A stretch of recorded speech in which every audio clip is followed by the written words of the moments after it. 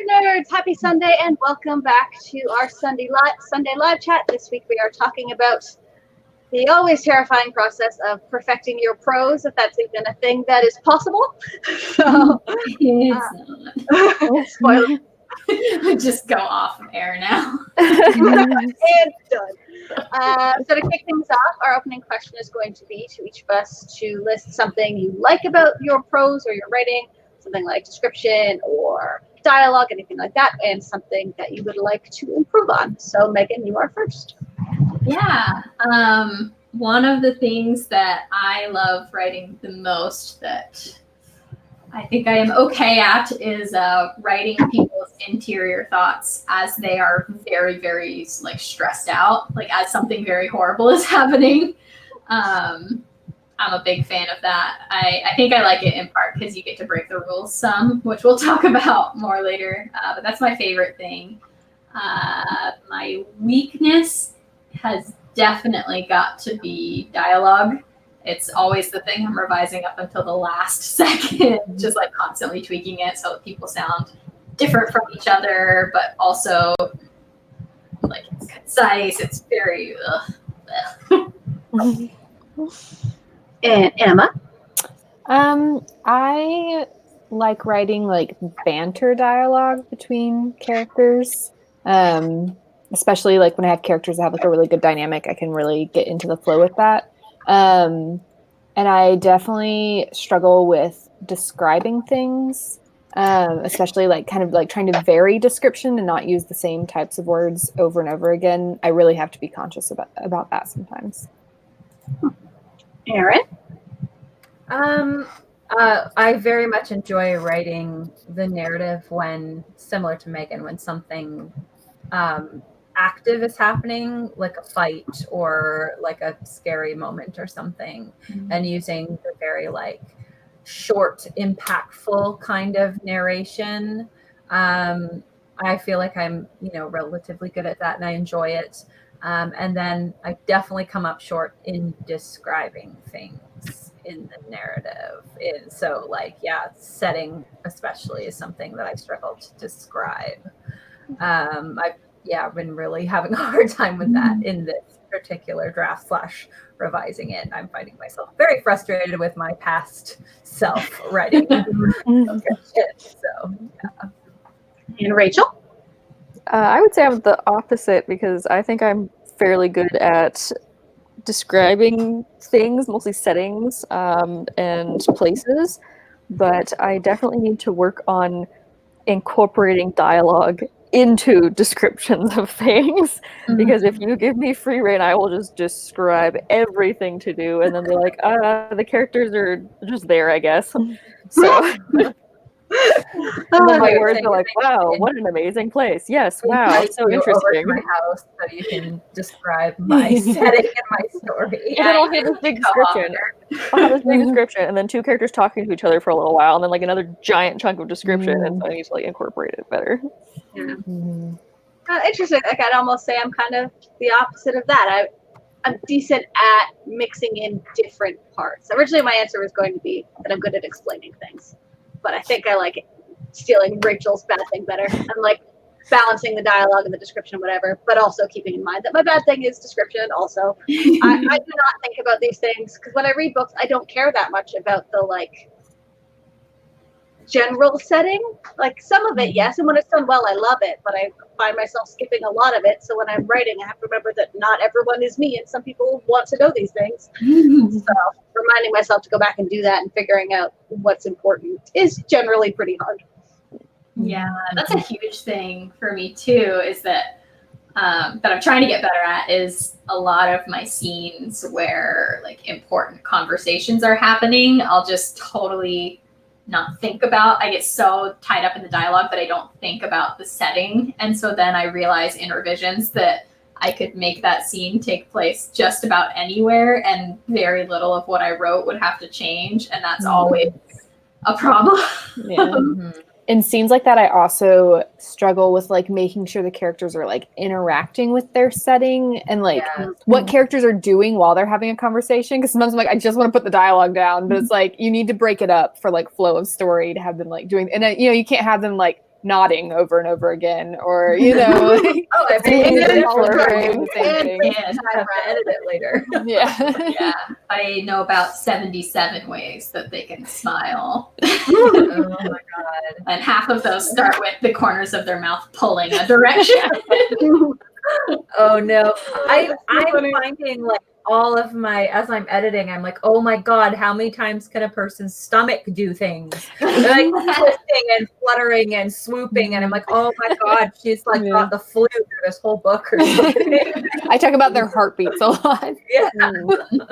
Their heartbeats and their breathing and stuff. I'm like, okay, we get Yeah. it. They're breathing. Oh god. Well, in the book I'm editing now, I have to steer clear of like the heartbeat because her magic power involves people's heartbeats. So there's already like 50 billion descriptions of what people's hearts are doing at any given time. So I'm like, no, I For her, can't have feels nothing at all. no, I'm like, oh yeah, because I go to be like, her pulse picked up, and I'm like, no, we had a description of that in like the last paragraph. So I noticed that in something I was writing recently, of like talking about a character's pulse or like the blood rushing through their body. I'm like, I am never aware of what my blood is doing ever.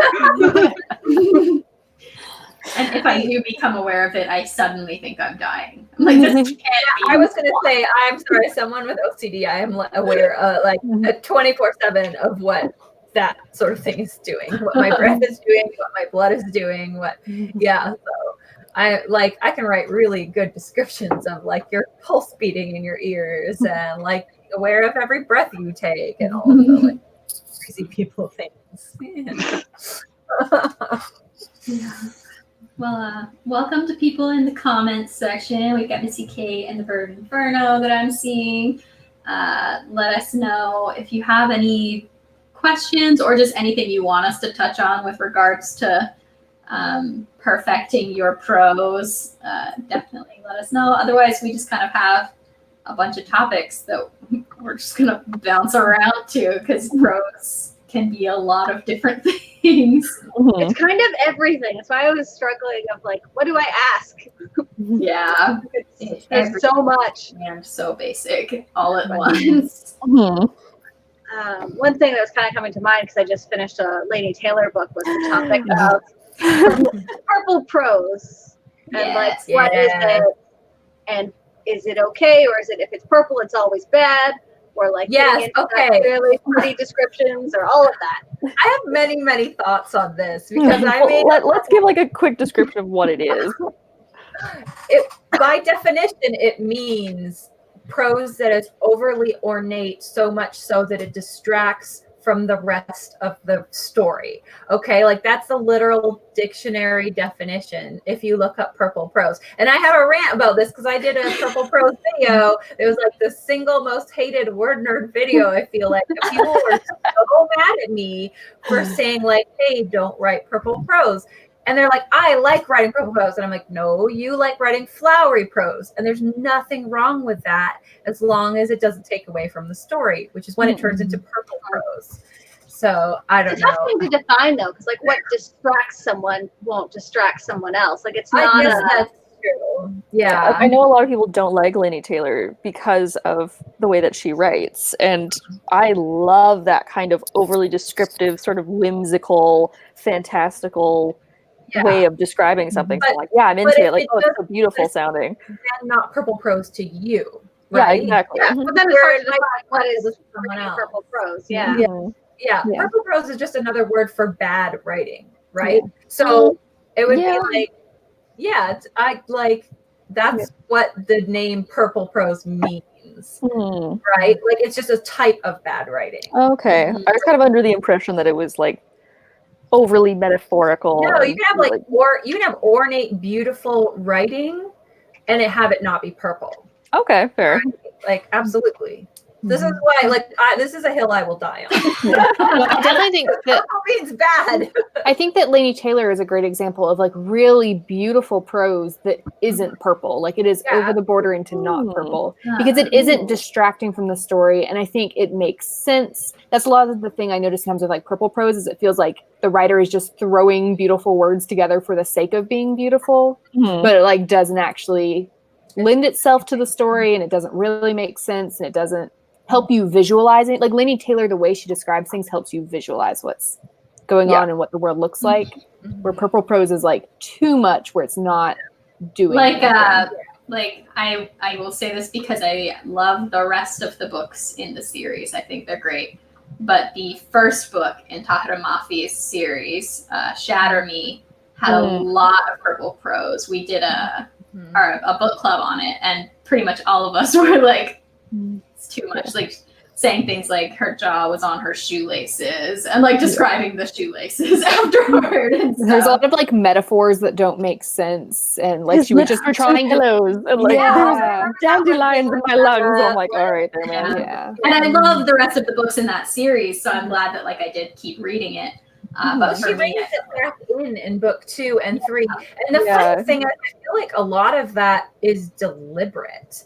I think it was deliberate of like Juliet's state kind of. It's like, isn't Juliet insufferable? Don't you all agree? Like, yeah, I don't want to read this anymore. Yeah, but I feel like because I've read her other work and it's not purple. It's that example of like ornate, beautiful prose that doesn't fall into the category of purple. Beautiful writer. But it also was her first book, so I feel like she hadn't quite grown into her writing as much. Yeah, a little part of me wants to be like it was all deliberate so that you can see like the state of Juliet's. What it is, though. I think it is to some degree it was, but the effectiveness of the purple prose might not have been it's hard to say well done because if notice that she like slashes through a lot in the first book and it's less and less and less. And I don't even know if in the second and third books she does do any of the slash throughs. She does in the second. I think there might be like 1 or 2 in the third, like very, very. In the fourth, there's some memories, I think. I gave up after 3. I really enjoyed the fourth one. I will probably finish the rest. People said it was good, but I'm like, I'm done with you, Juliet. I can't deal with you anymore. Missy K asked which series is it, and we're talking about the Shatter Me series. Yeah, the Shatter Me series by Tahira Mafi.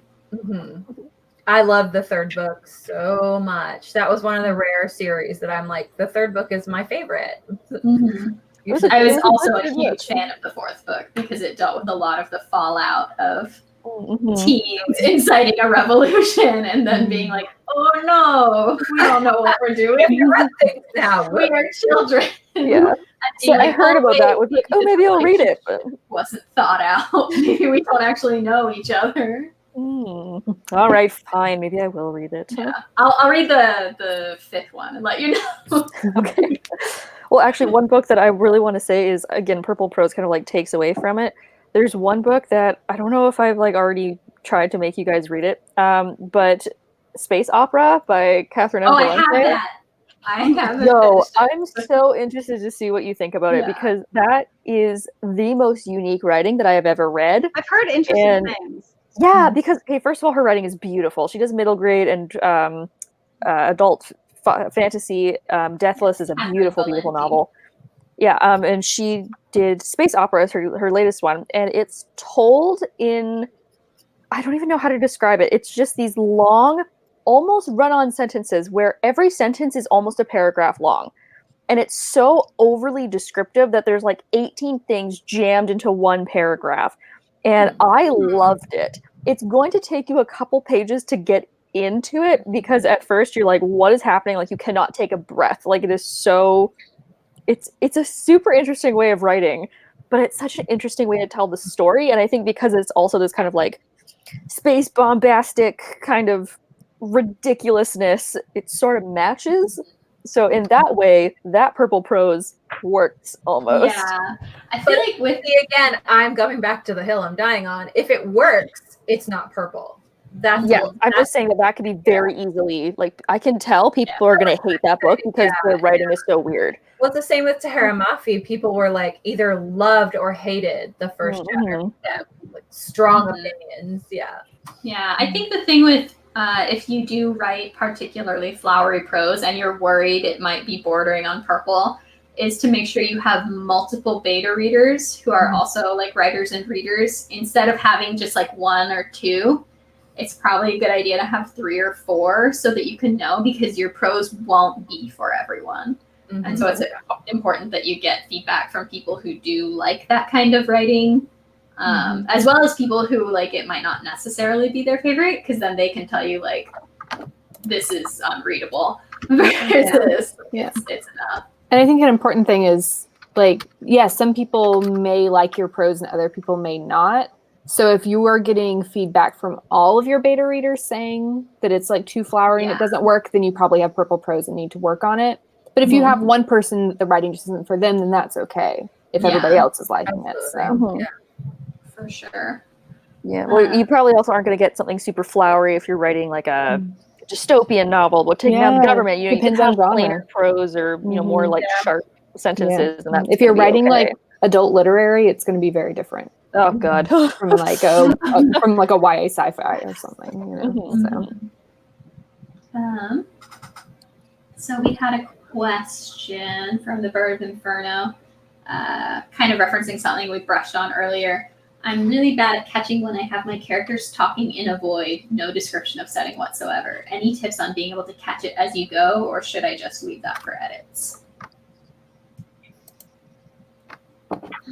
Being aware of it's always a good step. Yeah. Like, because it is probably something you can catch more easily in edits and like find that balance and pacing in a scene once it's all together. But I know for me, being aware of it and trying to make myself think through what they might be doing or moving or interacting with does help. Because I do the same thing, and if I'm drafting and I'm like, and I'm in the headspace of go, go, go type of thing, it often is like, oh, they're in a white room. But I don't necessarily want to stop and for me get bogged down by going back and being like, oh, I have to add in all of this. So I'll just keep going. And then, in edits is when I'll address it. The important thing is that you know that you're doing this. And so you can be aware of that and come back and edit it. Yeah. A thing that I'm trying to do lately is at the start of each new scene, so it's either like a new chapter or I've just done a scene break, I just take half a second and think, okay, where is this happening? Because a lot of times when I'm drafting, I'm not even thinking about where they are. I know that I need these characters to be together somewhere. And if I stop and think, okay, well, which setting? Are they in someone's bedroom? Are they at the beach? Are they in a tea shop? Like, where are they? And just the fact that I take a second to think about it and designate a place for it, it makes me think about like, oh, well, they're probably sitting in chairs. I need a sentence to put here. Maybe she can just sip some tea. And then I don't have to come up with where they are later either. I can see, oh, well, I put one sentence that said they were in the bedroom. So that I can flesh it out. But it makes it so you're not starting from nothing when you go into revisions. Let me look at my list.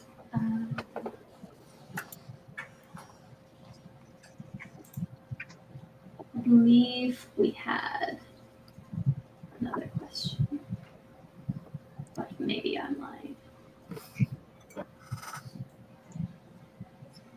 Okay. I missed it if you asked another question, but I think it's probably good to talk about like scene interaction, kind of delve deeper into that. Like, how do you show setting versus just being like, they're in the bedroom, and fill in with what you think a bedroom is. I think what you were talking about earlier about the characters interacting, like between bits of dialogue, sipping her tea type of thing. It's one of my favorite ways. It also like varies your dialogue really nicely.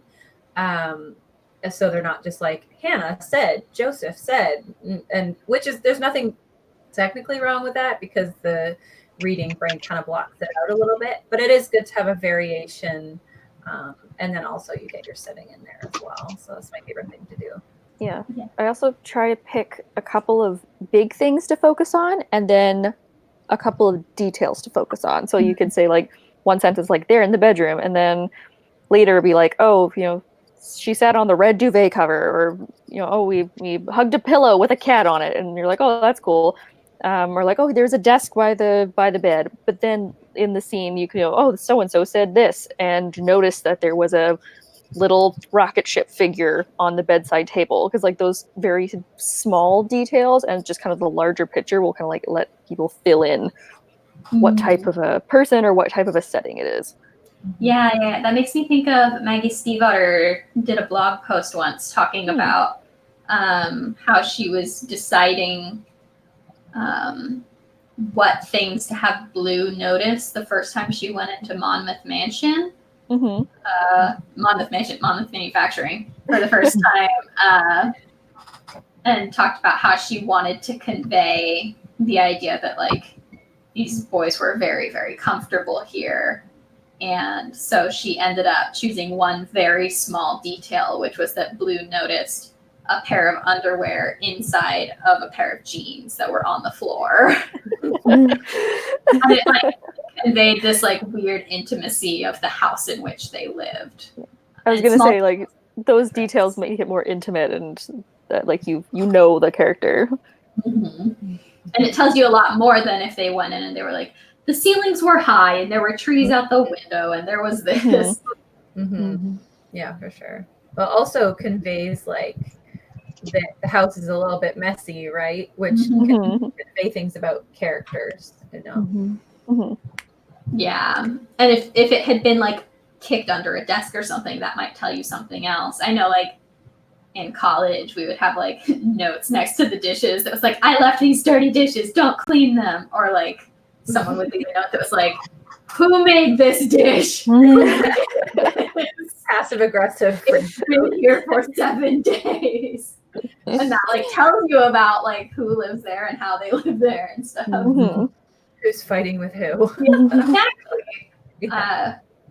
And I'm always a huge fan of when you bring someone who hasn't seen a place before into that place, like what things they notice, what things they ignore. You can also like, if it's a very dynamic scene between two characters, like if they're passionately making out and they break a lamp, or they're fighting and they break a lamp, or what, obviously it doesn't just have to be a lamp every time. Against lamps, Aaron? My goodness. They can interact with the setting depending on what's going on between 2 or 3 characters. Or a fight scene, you know. Yeah, for sure. Or like pick something important in the room to focus on. It doesn't even have to be big or small or whatever. It's just like, oh man, that vase. Yeah, it's like, you know, been in my family for hundreds of years, and then you have a fight and you break it, and then you're like, oh my god, and it's like that's gonna have a lot more impact than if you just kind of like accidentally knock something off of a table, you know. We had a question from N. Griswold. How do you balance writing your beautiful prose and telling your story? Because sometimes I feel like I haven't written anything flowery in a few pages and wonder if I should add something in. But definitely just balance is always difficult. I definitely don't go out of my way to add anything flowery in, but I'm also not a literary writer. Like I am not writing adult literary fiction. I'm writing in genre and don't feel the need to go out of my way to. Of course, when I go back and edit, I tidy things up and try to make things sound as natural and beautiful as possible. But I don't necessarily think that you have to go purposely add something in if it doesn't come naturally. That's just my opinion. I tend to find that when I'm revising, I look for scenes where the emotions are very high. And usually those are weak points where I have said things sparingly in the draft because I want to push through and get to the next thing. But where I have a lot of room to really delve into what they are feeling and how they are interacting with the story as they are feeling those things. And that is typically where I'm like, hey, this is a spot where I want it to have an impact. So I'm going to take she was angry and turn it into something more powerful than just she's angry. Conversely, if there's a part where I'm trying to make the world feel very big, I will do something similar. Like in my book that I'm revising now, there's a part where they go to these markets that are very big and very open all hours of the day. And so I took a lot of time to try and make that a little bit more flowery, to try and convey this like sense of grandeur. But those are revisions. Yeah, that's when I do that too. Like I'm trying to, again, very frustrated with past me because I did like breeze through a lot of the descriptions and I'm trying to make my character come into this like beautiful magical city.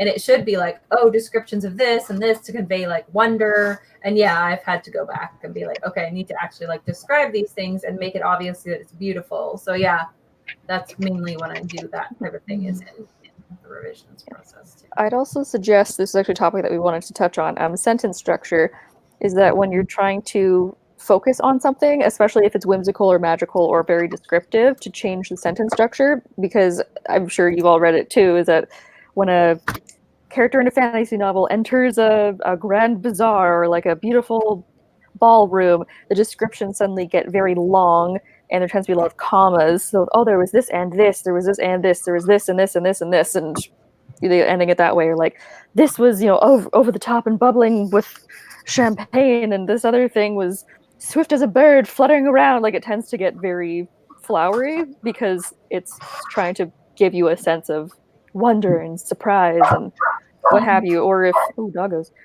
Or if it's maybe, like a battle scene, and you're like, oh, there was this, and that was sharp, and that other thing was sharp, and that thing was big enough to bludgeon someone's head in, like that kind of thing. So you're gonna very sharp, much sharper. So it's like varying the way that you say or tell things. That doesn't necessarily just have to be descriptions. It could be other character aspects as well, or like settings, what have you. Yeah, I know a thing that I'll run into a lot. Not just in revisions, in drafting too, is that I'll start to feel bored by what I'm writing, like the actual sentence levels of what I'm writing or what I'm reading as I'm going through revisions. And it's almost always, if it's not like a big character thing, if it is a sentence level thing, it's almost always that my sentences are all formatted the same way. It's like, she did this, he did this, they did these, this, and this. And it's like, I need to vary it up a little bit, change the way the sentences are structured so they aren't all identical. Mm-hmm. Yeah, it's even important for me, I think, looking back when I'm revising, to have sentences that are just like different lengths, not necessarily even starting with the same words, for example, but like, because the natural rhythm of your narrative, I think, is really important. And I think that's how we teach ourselves what a natural rhythm of narrative sounds like is by reading.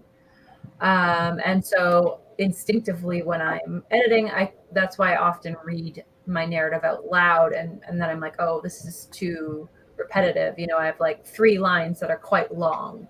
So I'm gonna either like make one shorter or add a comma in and have it continue, something like that, just so you get a more natural rhythm.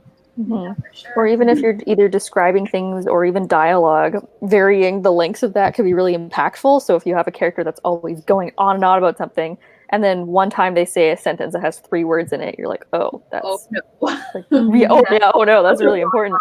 Yeah, or like a very stoic character that like doesn't really say very much, suddenly goes on this long story. You're like, there's something going to be told here that's really important, and like that can kind of, I know for me especially, it's like I'm into it. Like I'm here to see the character. Yeah, it makes me think of. I'm going to use a lot of Raven Boys references because I just reread the whole series. Yes. But at the very end of the Raven Boys, spoilers for the first book of the Raven Boys cycle, the Raven Boys series, Ronan, he stops everyone and says, I think there's probably something I should tell you. And he's never talked like that before. So you're like, oh no, what? It's like his first line of dialogue with like out any cussing in it. So more like 6 words long. Yeah. There's nothing offensive in it. Yeah, exactly. There's nothing wrong. You're like, man, something serious is happening. Yeah. And then he gives a big plot. I guess I don't even have to give the plot twist. Never mind. No spoilers.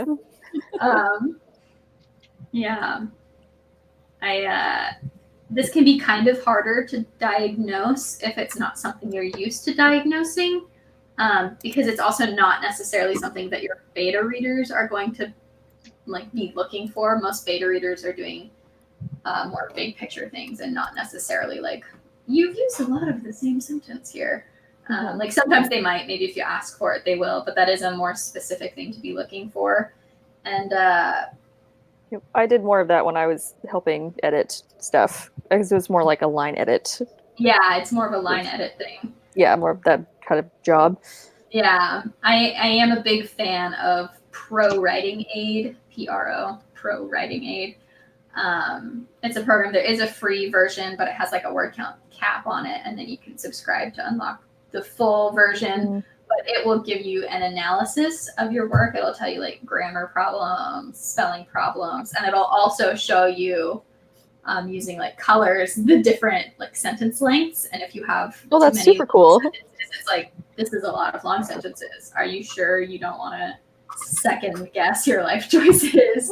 Or if you have like all these short sentences and you can be like, that is a lot of green. Perhaps I should vary it. And it'll also tell you if you've started more than 2 sentences with the same word, which is something that I'm definitely guilty of doing a lot. That is super cool. Yeah. A good general rule is unless you're doing it on purpose, you don't want to start more than 2 sentences with the same first word. So unless it's by a design choice. Like 2 in a row? 2 in a row, sorry. Not 2 in a row. I was like, in a whole book, that would be hard. No, 2 sentences in a row. I find one of the things I'm the worst for, and something I constantly get pointed out to me by editors, is just repeating words, not even in the same part of the sentence, but just like in the same paragraph. I'll have like 3 repetitions of the word like away or something. And my editor's like, I'm just gonna start highlighting these now. And I'm like, once Pro I start, Writing Aid will do that for you. If Pro Writing Aid wants to sponsor me, I'm available because I love your product. No, but I love the product, and it does also highlight like, hey, you've used this word too many times. Consider cutting it this many times. Maybe I should look into that. yeah, once I start writing, like my entire like vocabulary like leaves my head, and I can only remember a limited number of words. And sometimes I'm like, I know there's a word for this, and I know it, and suddenly I cannot remember the word for it. Yeah. I'll use the same word over and over, or I'll just be like, they picked up the chalice and then drank from the chalice. Like, which is why I call it a cup. Like, I like don't agree with. I think it's Stephen King who's like, if you I was use about the to say- thesaurus, it's not the right word, and I don't agree. I think if you use the thesaurus to find a word that you don't know the meaning of, then it's not the right word to use. But like I have to use it all the time because I know there's a word that exists that's the exact word I'm looking for, but I can't remember it. But I can remember like similar words, and so then I find words that way. So I have never agreed with that. I do not agree with that either, because all the time I will look up the thesaurus and be like, what is another word that means this? Because it's not going to be a fancy word I don't know of. Yeah. It's just a word I didn't think of.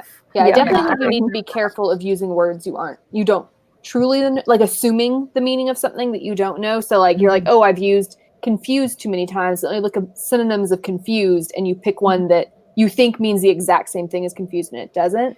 So like you need to be careful of that. But as long as it's words that you're familiar with, It's and never you going to be know something that like my reader has to stop and look up in the dictionary. Like I don't know if he thinks that people are doing that. Yeah, I think it's more of like you have the danger of using a word that you don't actually know the meaning of. I guess so. You just assume means the same thing as the other word or something. I often recommend Stephen King's book on writing, and I love it. But he does have quite a few things he's very opinionated about as far as advice goes that I strongly disagree with. I will say though, I have beta read for some younger writers where I would have given that advice. For example, I read for someone once where they wanted to say that the clouds were floating by. But they used, I want to say the word was like cascaded or something. Like it didn't, it felt like we had looked up. It could have gone up in the dictionary. Yeah. That's and you can tell if you're using a word that you don't normally know the definition of super well. So just be careful with it. Yeah, exactly. Yeah, I think it's definitely like kind of the thing with Stephen King's on writing is that he gives a lot of absolute like writing, like he's like, if you use the thesaurus, it's the wrong word, which like isn't necessarily always. Well, and I remember him like I want to do a video about this too because I remember him being like, really like me reading and being like almost insulted about when he talks about people that plot being like hacks or something, and I was like, that's very strong. And like a lot of writers plot, excuse you. And then he has a thing about adverbs too, and I'm like, for the most part I agree, but like I don't think adverbs are always out of place. Yeah, I think some of his writing advice is really good for like, for younger writers who like need to control their adverb usage and need to not go looking up words they don't know on the thesaurus. Yeah, that sort of thing. But like, definitely, there should be more moderation than the way he. Yeah, his book is a good way to transition into the idea of there should be some sort of caveat with all of his rules, that it's also okay to break the rules when you have an understanding of why Stephen King's rules. Yeah. I feel like when you said, Emma, like when you're a beginning writer, like that made me kind of realize like I'm reading it as someone who's not a beginning writer and like being all offended at this advice. And it's like, okay, like maybe because I didn't find that book until much later. So maybe I did it at first, and I guess there's that conventional wisdom of like learn the rules so that you can break them later on type of thing. So and you'll get more used to rules the more books that you read, the more books on writing that you read, the more you're revising your books and you think, I don't think this is right, let me Google it really quick. And the more you know the rules, the more you can consciously break them. When you consciously break rules, it can be powerful. When you unconsciously break them, it's sloppy. Yeah, well said. We had a question from Flatus58. How important is prose to you all when you read? For me, it's at the top of the hierarchy. When you read? Yeah, when you read. It's not the top for me, but like good solid prose is important. Like like if it's really bad writing, I can't. That's not even really like, bad, but it's the kind of thing you're not even supposed to notice. Like once you've noticed it stopped doing its job. Yeah. The funny thing is, like, I know people that would disagree with that because they love beautiful prose. Like they'll read literary fiction and be like, oh, I love how this paragraph is describing the sun rising over the west. But I'm the same as you. I'm like, I don't want to notice the prose. I don't want the writer inserting themselves and being like, look how beautiful my writing is. Because then I'm out of the story. I enjoy when I'm like reading and then I like there is maybe like a line or paragraph. I'm like, wow, this was like really beautiful, really well said. I like it a lot. But like sometimes I'm reading something and like I am distracted by the writing not being as good as it should be. Like I'm distracted because there's too many short sentences and it reads kind of choppy, or because like the sentences are like overly complicated and convoluted, so I have to read it like 3 times to try and understand what's happening, like stuff like that. If it's pulling me out of the story and not in a wow, I like this kind of way, then it's a problem. I'm a sucker for a good first line or first page, whatever. Like if I read that first line, I'm like, oh, that's a good first line, and like I'm like gonna like it a lot. Or like I'm gonna go back to Raven Boys because I just actually listened to them, and reading that again like that was an amazing experience because just kind of like listening to all of the words being said to me, like, oh, it's so beautiful, but it adds to the story, so it's okay. But just being like, wow, what a sentence, and like, oh, that was described so well, so interesting. Like, and this is something that's so subjective. Like, oh, sorry, were you gonna? I was gonna say maybe because we're all avid readers and writers, maybe we pay attention to it a little bit more, so we can be like, oh yes, wow, what amazing prose, and maybe someone that's just kind of a casual reader wouldn't care or wouldn't get it, or would say, oh, that's distracting, or like, oh, why would you describe it like that? You could have just said that it was green, you know. The funny thing is, like, I actually really appreciate really simple prose, and because I feel like still well done, still good writing, but so simple that I can just enjoy like a really good story. The funny thing is, like, I just rewatched all the Twilight movies, and they're like painfully terrible, and I was like, are the books that bad? I can't remember. And so I went back and to try to find the Twilight books in the thrift store, and I could only find, I think, the second or third one. So I just went and read an excerpt online.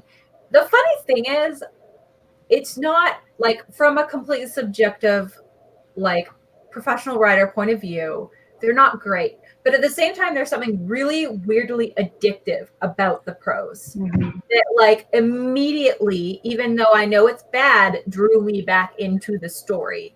And I was just reading chapter 1 and being like, yeah, I think I'm still going to pick these books up and reread the series, because there is something like bubblegum candy for your brain type of, like, this is prose that is like crack to me, and it's pulling me back in all over again. Well, those are books that aren't being. Well, those are books that aren't being like this thing with this thing and this other thing, like super whatever. But they're also not like Very, who stood up and looked over there, like and now we're doing that, and inner narrative. But it's simple enough that it pulled me back into the story.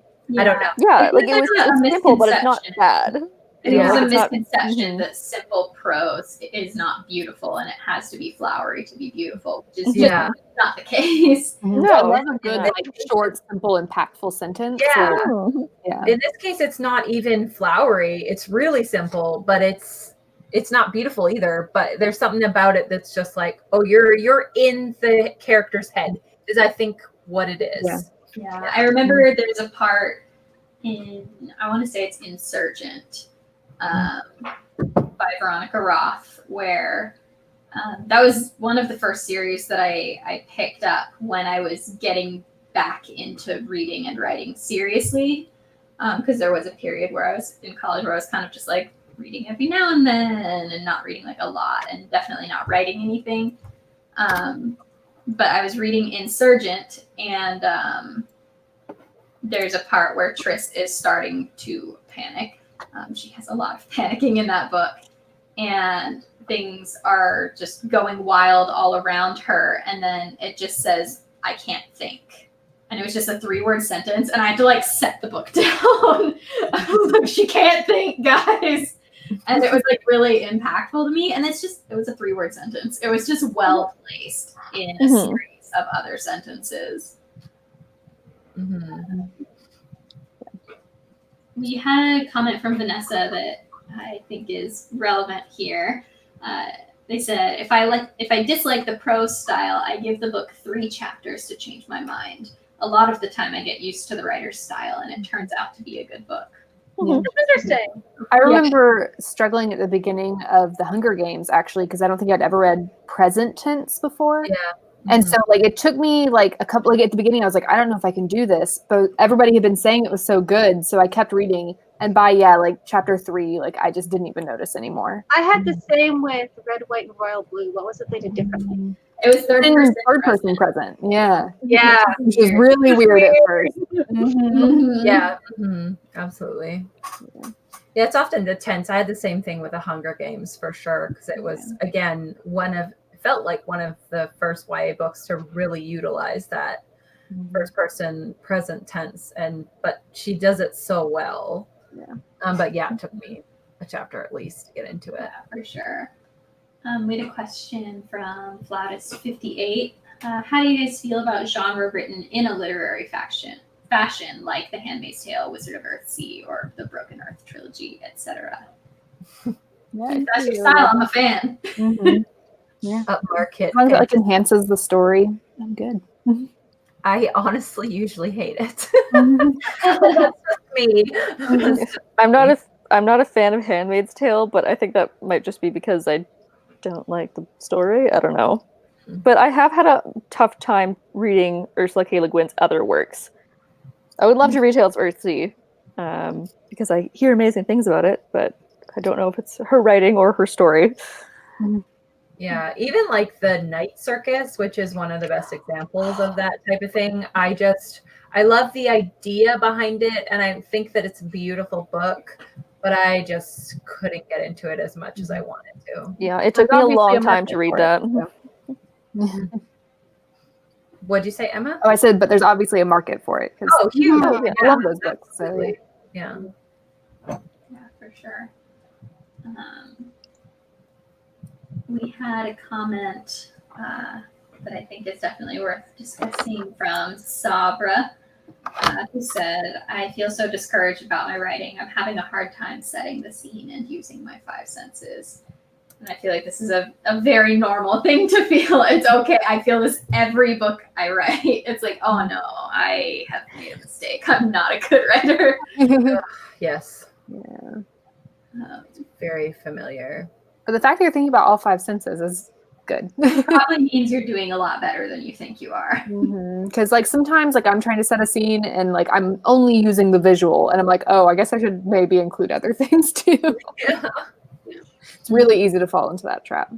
Yeah, I also wouldn't put too much pressure on yourself with the 5 Yeah. senses thing. It's one of those pieces of advice I've seen people take too seriously, and then you get bogged down in a description that feels very unnatural. It's like a paragraph of 5 sentences in each Yeah. one. Yeah. Yeah. And if you're drafting, like, don't worry about it. Put down the story, and then you can always go back and make it look better. Usually what I do is I get the whole story down, I draft it, and then I go back. And if there does come a moment where while I'm rereading it for revisions, I think, where are they? Or like, what is even happening? Why are they nowhere apparently? Then I write it down. And when I'm going back through, I can choose like, okay, well, what's one sense that I can put here? Like, what's one way I can have them interacting with the scene? And it's much easier when you're only trying to do that rather than when you're trying to do that and writing the rest of your book. I also really liked Megan's advice from earlier about just like before you start the scene, think about like where is the scene going to take place. So like set the scene in your own head and then don't worry too much about setting it on paper, but some of that will come through if in your head you know where it's happening and you can visualize where it's happening. That might help. Sure. I guess a lot of what we've talked about so far has been about balance, and similarly, you hear the advice a lot, show, don't tell. How do you guys feel about show, don't tell? It's definitely a balancing act. Because if you're doing too much showing, that also can like be very awkwardly because some things need to be told. I find that I'm very conscious about it. Go ahead. I'm just trying to find. I feel like I'm very conscious about it, just in general, of like that's the rule. But then sometimes when I'm writing, I just tell a bunch of stuff, and I'm like, but I'm conscious about the fact that I shouldn't be doing this, and so it's kind of weird when I go back being like, that doesn't seem right.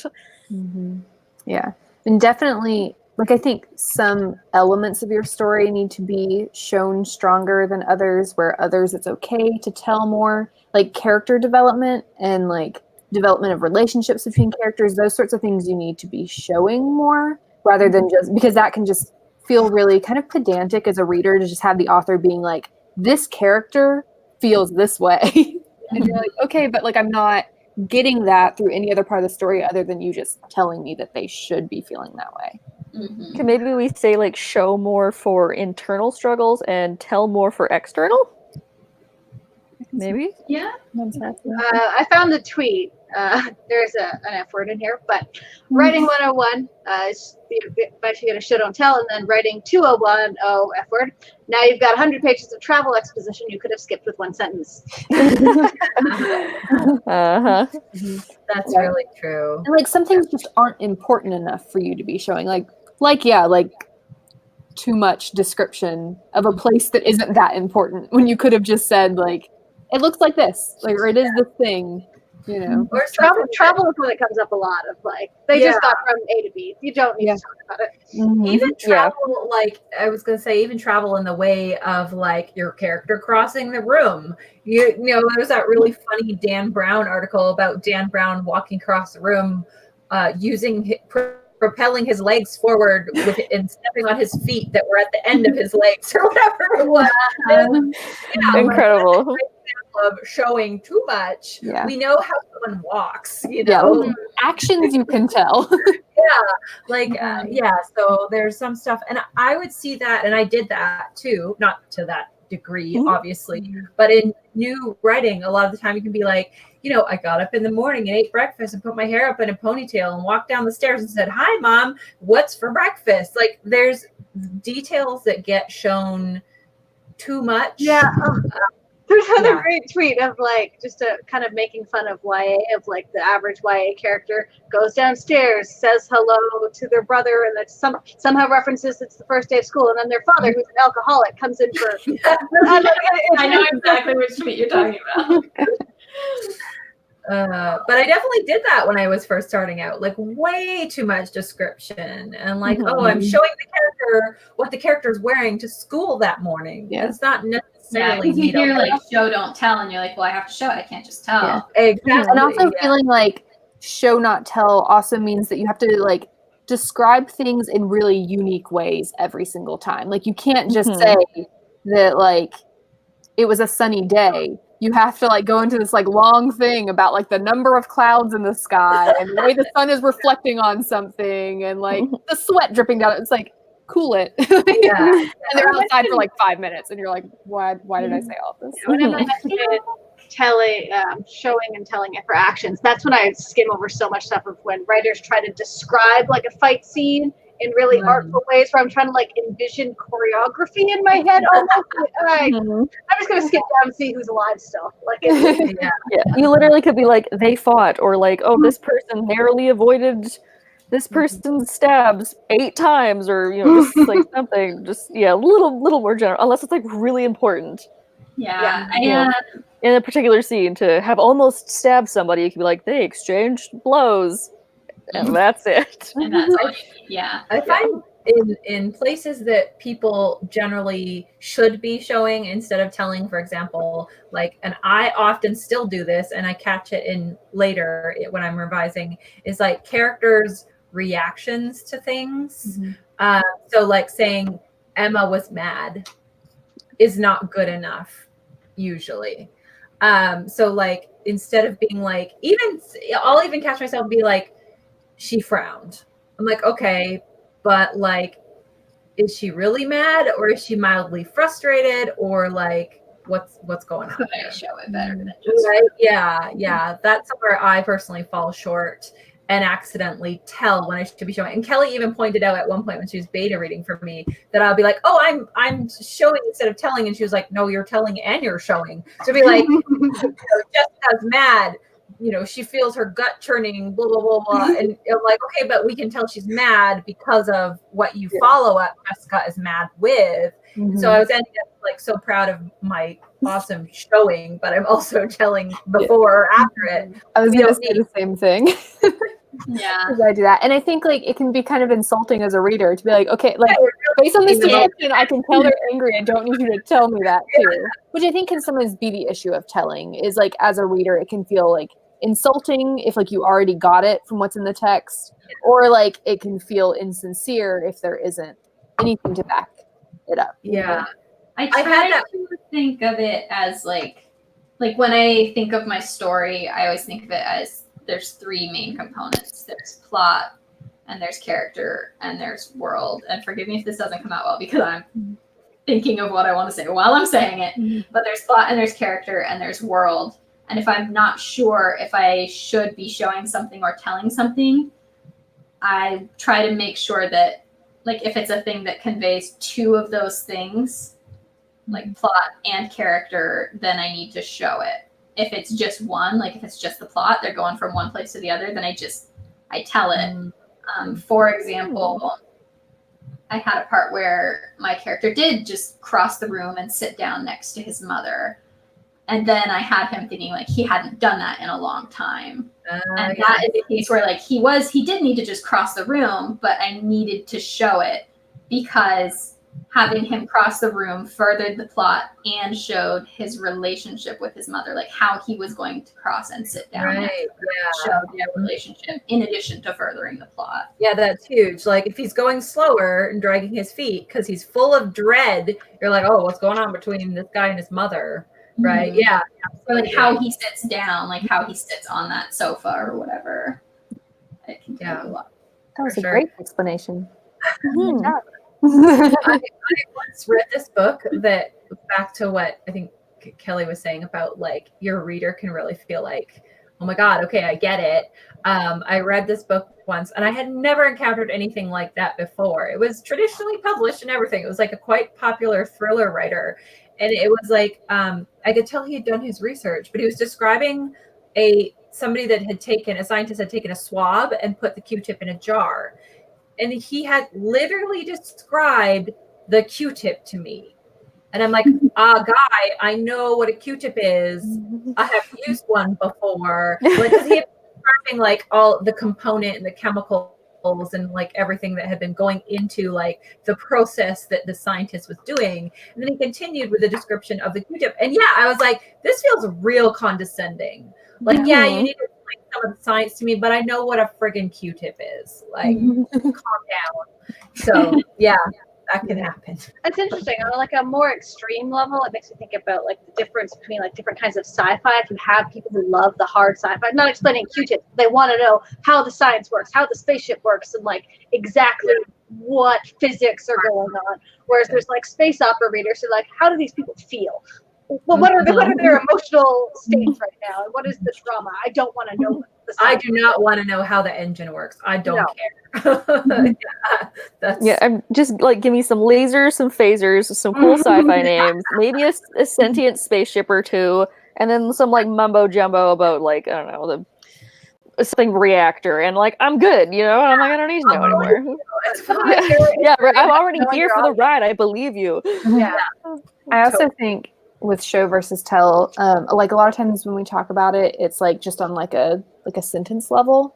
But it's important to think about it on like a story-wide level as well. And I'm trying to find, Susan Dennard had a really great newsletter like last year, I think, that was about this and about like showing, not telling, like on like a big story level for like your entire like character arc. And like I can't find anything past like last September. I can't go back any further. But yeah, and she like talked about how like you don't want to just be like telling your readers that a character has developed in a certain way, where you should be like showing that over the course of the story. And that like I remember when she like released that, I was like, oh, this is amazing, because like I'd always thought about showing and telling as just like a sentence description thing, but it applies to like your plot and your character development as well.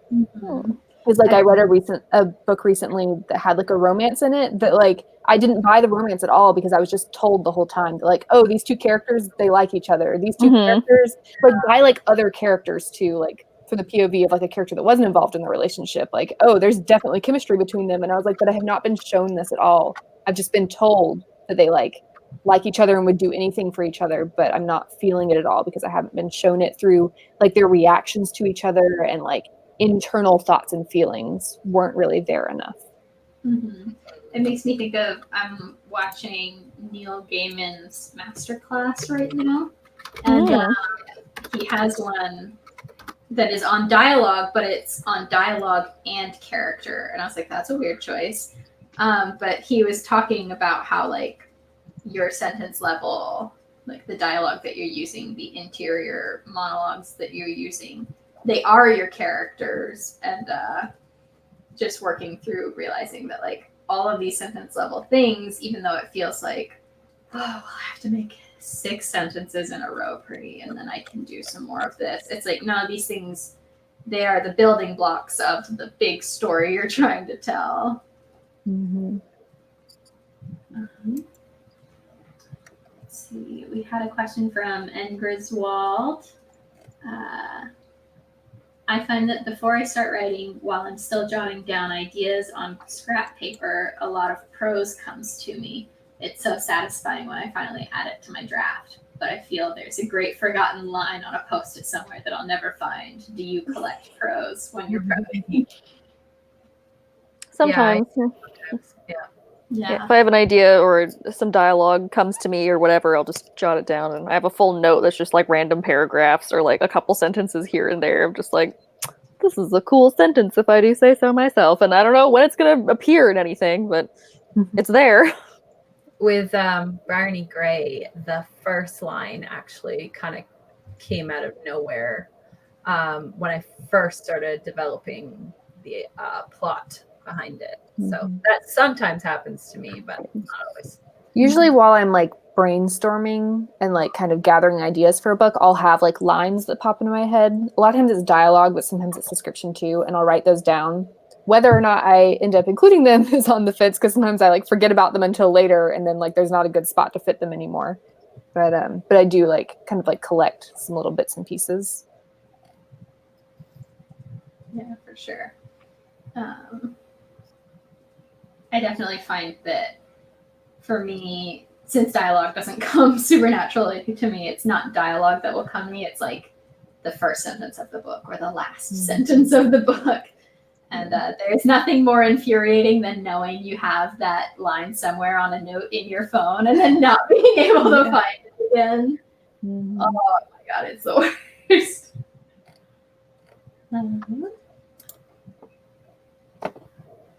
Let's see here. We've gone through a lot. I did have one question. So something that I know I personally feel like is I'll be reading, say, a booklet by like Rashmi Chokshi or even like Maggie Stiefvater, who's not quite as flowery of a writer, but is still a very like, beautiful writer. And I will think to myself like, oh, she thought to use a word that I never would have even thought to use. And then I get frustrated that like my vocabulary isn't there, or just like, oh, these people, they just like know more things than me. And I know that's not the case. I know what all these words mean. So it's not like they're using words I don't know. So how do you make your writing more glamorous if it's something that like you're aspiring to, but it isn't coming super naturally? If that makes sense. Well, my writing isn't glamorous.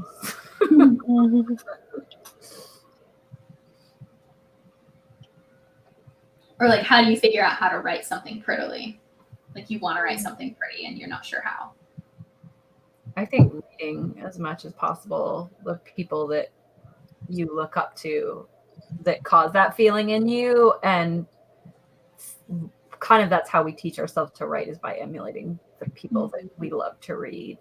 And just really paying attention to how they created that feeling in you in the first place and what they're doing with the language. Yeah, reading like a writer instead of just like a consumer. Sure. I tried reading something else that you wouldn't normally, whether that's a genre of book or even poetry. I find, because I write a lot of novels, and sometimes reading some poetry is interesting just because it's open to interpretation. So different types of sentences and structure and different words and like the flow of language sometimes can kind of kickstart something new, or just give you a different outlook on words in general. Yeah, I hadn't even thought of that, but a couple of years ago I started like picking up more poetry books, thinking like, surely these people write beautifully. If I read enough of them, I too will write beautifully. And like, I'm still not absorb their essence. Yeah. I'm not the most flowery writer ever, and I'm fine with that. But I have noticed like the more you put yourself in front of beautiful prose, the more it rubs off on you. If you're looking for like fancy words or something, if you write or if you read a lot of mystery novels, try reading a fantasy novel, or vice versa. If you read a lot of fantasy novels, try writing or reading a contemporary novel, because just the way that you tell the story is going to be very different. And maybe you'll find a really cool word. Maybe you'll find a way that someone's described that you wouldn't have thought of to do yourself, and you can kind of mix and match and pick off pieces of inspiration that way. Yeah, for sure. For sure, dude. Oh, I have another question. No one has thoughts on that. What is your punctuation drug of choice? What's the punctuation that you use way too much of? The in dash. I I have to be really careful about not having like 2 sentences in a row that both have in dashes in them. So I use so many semicolons, and there's very few instances where you actually need a semicolon. Yeah. And so I'm just going through like, make this a sentence, make this a sentence, make this one. The semicolon is the one that, like, I love a good semicolon, but I can never figure out when to use them. I'm always like, is this an instance? Is where this it works? appropriate? I don't know. I love reading them. Yeah. Let us know in the discussion section what your favorite punctuation is to use way too often. Also, sometimes I look at just like a single sentence and there's just like too many commas to the point where like it starts to not make sense anymore. And I'm like, should there be like a semicolon in here somewhere or something? I don't know. I'm so guilty of doing that in essays. Mm-hmm. Where you're like listing things, but also you have qualifying statements within the list. And it's like, oh my gosh. I always just look for a way to reorder that. Like, Yeah, this right. doesn't need to be a sentence. Yeah. Well, I'm a big fan of a good ... too. Read a few sentences. Oh, And yeah. I'm like, Yeah. Mama Mia, who knows? ...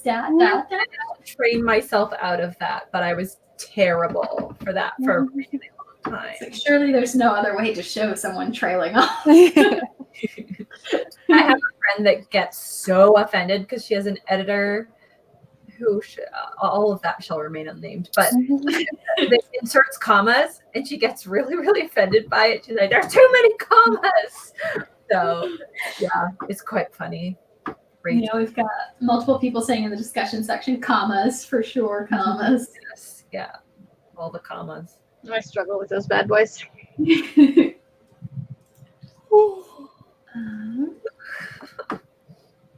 Same. Make sure we didn't. Oh, we didn't really talk at all about passive voice. Should we talk about that?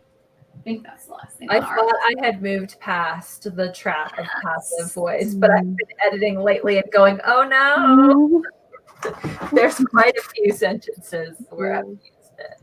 I feel like passive voice is a really tricky one because like you want to mostly avoid it, but sometimes it's the best way to word a sentence and it like sounds the best within everything. And you're like, is this okay? I don't know.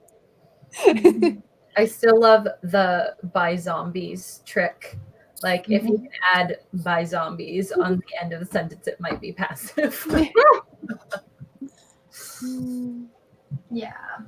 That's a solid definition for anyone watching who's like, what are you talking about right now? It's basically, I pulled up an official definition so that I wouldn't botch this. It's when you make the object of an action into the subject of a sentence. Yes. So like the hot dog was eaten. By zombies. I think it can be hard, especially when you're trying. It's hard to balance all these things and like juggle all these like prose tips. I think especially when you're like a newer writer, because like you're trying to avoid having your sentences start with the same word over and over again. So you've had like multiple sentences start with "she did something," so then you're like, well, let me flip this sentence around and say the hot dog was eaten by her, but like. You don't want to do that. So it's like a really easy like trap to fall into, I think, when you're trying to vary your like sentences.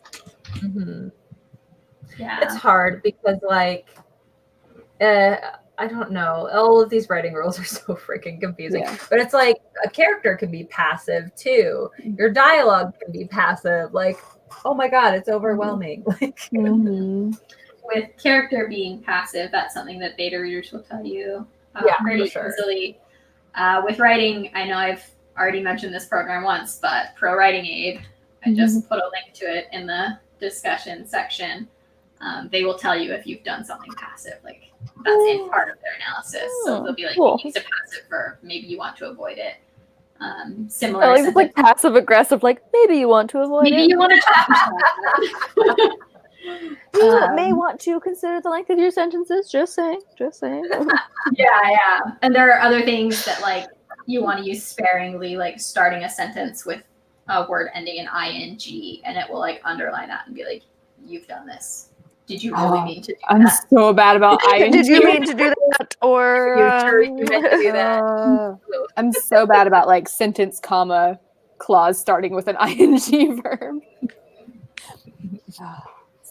And again, it's so like it's hard because you can do any of those things if you're doing them intentionally. Yeah. And so I found, for me personally, my Pitch Wars mentors mentioned recommended Pro Writing Aid, and it has really helped me with being able to recognize when I'm doing these things that I'm not supposed to be doing and really decide, like, am I going to keep this because I think stylistically it looks good? Or do I need to get rid of it because it's obstructing the story and what I'm trying to do?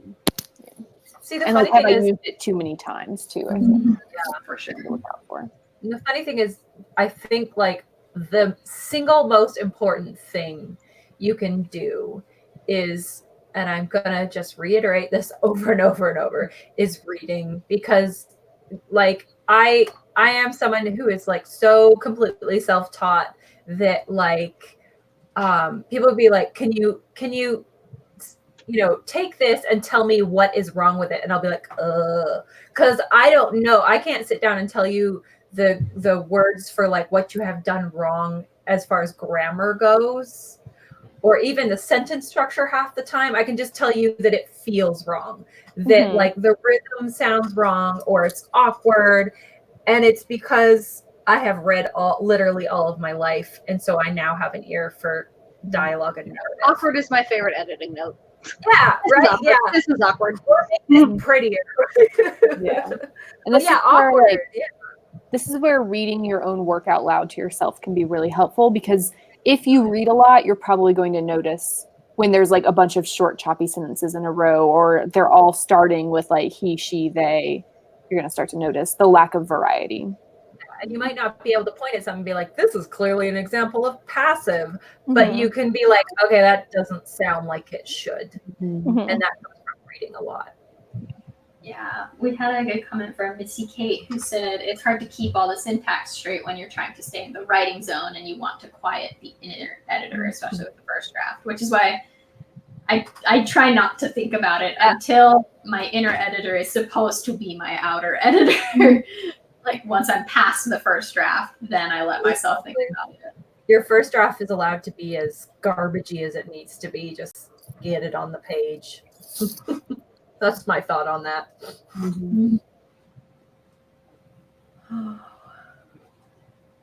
Well, we're all yawning like crazy. A nice long chat. Yeah. Yeah. Someone mentioned in the chat Strange the Dreamer by Lainey Taylor, which is our book club book for this month. So that's coming up in a few weeks. Give you guys some warning for that. I'm so excited. The month, which is it the 29th? I'm trying to get my calendar. Yeah, the 29th. No, It's the I'm not 29th. gonna be here for my favorite book. Join us from Scotland at Damn it. midnight. Yes. Maybe I will. I don't know. We'll see. Right. Thank you, everyone, for joining us this week. This was interesting. It's given me a lot to think about, so I'm curious. Hopefully, we've been remotely helpful to you. I feel like it's a lot to take in and a lot to apply to your writing, but one step at a time, and you will totally get there. Don't forget to join us on Tuesday and Thursday this week when we will have our regular videos, and we will be back next Sunday with something. Probably a writer or something. Who knows? That sounds promising. Sounds about time for a write. Perhaps. We will see you all next time.